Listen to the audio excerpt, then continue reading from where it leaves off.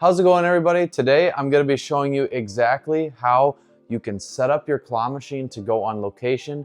I'm going to be covering the pricing, and most importantly, I'm going to be covering how to fill your claw machine perfectly with Plush. And because I've looked on YouTube, and especially when I first started, my vending route here, I could never find a video on how to exactly set it up.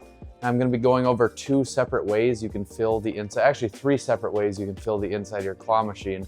And I'll let you know the perks of each way to do it and what works best for certain locations. So let's just get into it. First off, so we're going to be doing it inside of our brand new prize cube. This is a 38-inch machine. For the majority of our stuff here, we're going to be using our Mario selection, and we're going to be using some SpongeBob. SpongeBob stuff is about 10.5 inches, and the Mario stuff is about 12 inches. So yeah, let's get right into it. All right, so to start off, we are going to give it a base layer. This is going to be strategy number one. So the way we're going to do it is we're going to fill it with about 60% generic plushies. Now you do this because when you fill it with generic plushies, you can then pay out more because generic plushies cost less.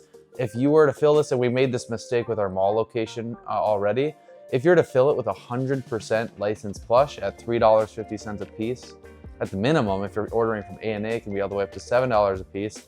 But if you fill it with the entire thing, you can't pay out as much because you're going to be losing money at that point. So to start off, for our base layer, I'm going to be using some of the stuff that came with my Under the Sea. When I went ahead and ordered that Under the Sea, it came with all of this stuff, generic, that type of stuff.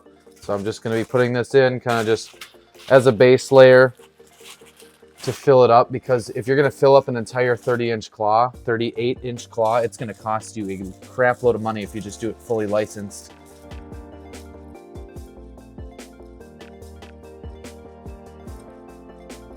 And I think that's okay for now for generic plush. So we're going to go ahead and cover. So right now what's in it is these, they're all generic. So it's just stuff like this.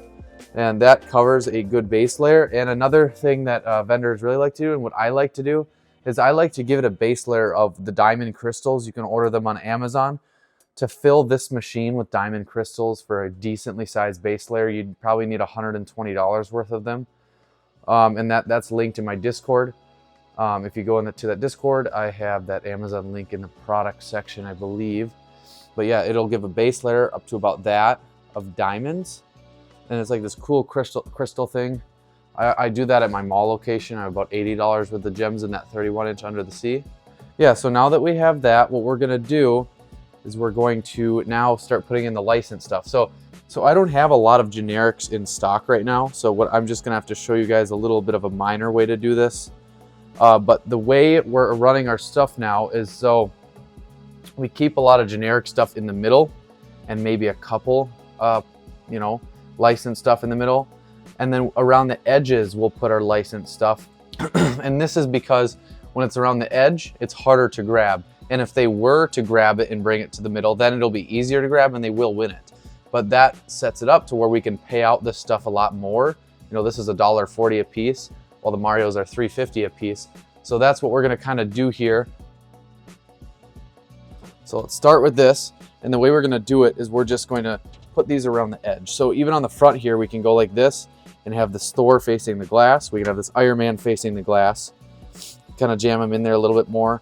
And for people in the comment section, I'd be like, oh, that's a scam. It's the business. You have to run it like a business. You can't be losing money. And the way you're doing it now is that you are going to have kids winning those generic plushies quite a bit. And you'll have happy parents, happy kids. But this way, you get the attraction from the licensed plush, and you get to pay out. With this claw in specific, the way it swings, I'll show it on camera a little bit. So this claw swings quite a bit. So if you're skilled at claw machines, which a lot of people are nowadays, you can swing it to the edge and grab them pretty easily. But for just normal people, you won't be able to really do that. And then you want to, on the right side here and the left side, you'll want to face things out towards the glass so people on the side looking in can see it. So like I said, we'll do a couple in the middle. Like we'll put this special Mario character right here, kind of jammed in a little bit. All right, now that we have this set up, this is kind of what it looks like. Now, this isn't the best example. So most of the time you want to give a little bit more plushies in the back so it kind of stadiums up a little bit. I kind of did it a little bit. I'm just short on generic plush at all in my bowling alley claw machine. So with this method here, I'll turn up the strength. I'll set it on payout. So let's say it's on full payout and I have a generic plushie right here.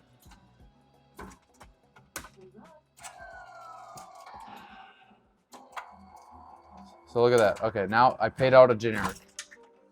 I paid out a generic plushie. So now let's say it's on payout once again, and you try to get one of these from the edge. Actually, in this claw, you can really, it has a good range. Oh, okay. So this doesn't really go for my claw quite as well because it has such a good range on it with that big claw. But for normal claws, it won't go that far over. Here, see, okay, I mean, it still kind of is.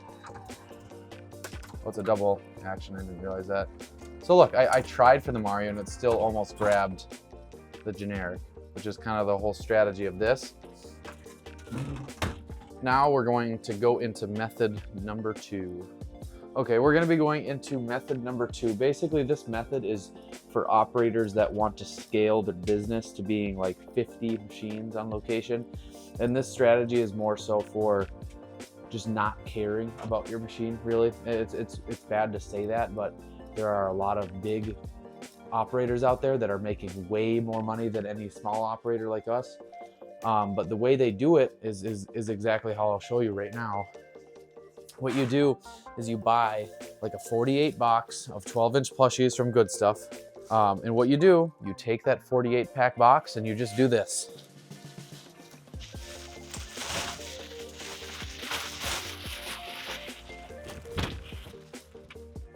Boom, done, right there. This is all it does. You just throw them in and you have the payout set really low. And this way you probably will not make as much money when you do it this way. No, you won't make as much money when you do it this way. You're paying out less, which means you'll have less reoccurring customers. But the whole aspect of doing it this way is just less servicing it. And you'd probably have a camera up in the top and stuff like that. You have to, for this method, you kind of have to have the diamond layer because you're doing less plush. And I've seen operators out there literally have like 10 plushies in their machine. They'll literally just have like a few, like 5 of them just laid on their back, and that's it. And they just have the payout set perfectly. Now, when it comes to your machine's pricing, you wanna just based on your environment. I know Tyler at Taco Tantrum, so he has a 38-inch prize cube right next to a 31-inch toy soldier, and that he has the toy soldier with lesser prizes, and he has the toy soldier set at 50 cents per play, and then he has the prize cube with better prizes, and that's set at $1 per play. So that's a good way to set it up. And then if you're just one-off location, you have nice plush in there. Just $1 per play pretty much no matter what. And you really never want to go to $2 per play unless you're doing some kind of really special thing. But then when it comes to a NIAX reader, what you want to do is you want to give bonuses. So you'll have 4 options on that NIAX reader, and you'll do the first one, either $2 or $3. You never, on the NIAX reader, we found that you never do $1, because if someone's going to swipe a card, they're going to look at the lowest option. If they're just wanting to try out the claw, they're going to look at the lowest option. They're going to click the lowest option just to give it a try. So if you set, we found that after setting our NIAX reader at $3 as the lowest option, we've pretty much doubled our sales now, because all of those people that just would swipe $1, most of them swipe $3. So we are doubling our sales based off of that. And then so you have your lowest option, I would say $2 or $3. And then your second option would be $5. And for that one, you would start giving bonuses. You do $5 for 6 plays. And then the next option would be $10. You do $10 for 13 plays. And then here's the big one. We do $20 for 30 plays. And then at the top of the NIAX reader, you would say, spend $20, get 10 free plays, like exclamation point, because you can put text right at the top of the screen. But for that $20 one, I understand if you're not going to want to give that big of a bonus. At that point, do $20 for 27 plays or 26 plays, but that doesn't really give you a better option. I mean, the whole point of this business is just trying to get that person to spend more money. So the more you can incentivize them, the more bonus plays you give, and then the more you pay out. You have to be paying out to make money, especially if you're in restaurants and stuff. When it comes to malls, you really don't have to be as much because it's just foot traffic, foot traffic, foot traffic. But when you're in restaurants, you got to be paying out. Do a lot of generic plushies. Pay them out. Pay out 1 in 10, 1 in 20. If you're in a commercial location, pay out 1 in 40. In that box over there, I have a bunch of knobby balls, and that's kind of a way to do it. And that one's another really easy way to do it. The only time I suggest you do only knobby balls is if you have multiple machines in that one spot. If you have 2 machines in one spot, one is loaded with plushies and the other is loaded with knobby balls, what you'd do is you'd throw all the knobby balls in, you get it to a good level, and maybe on some knobby balls you have a rubber band wrapped around, you have a $1 bill, and some maybe you have $5 bills, maybe some you get slick knobby balls and you put $10 bills on those. So that's strategy number 4. So that pretty much covers everything. If you guys have any questions or videos you want to see in the future, make sure to comment that down below. Without further ado, we'll end the video. See ya.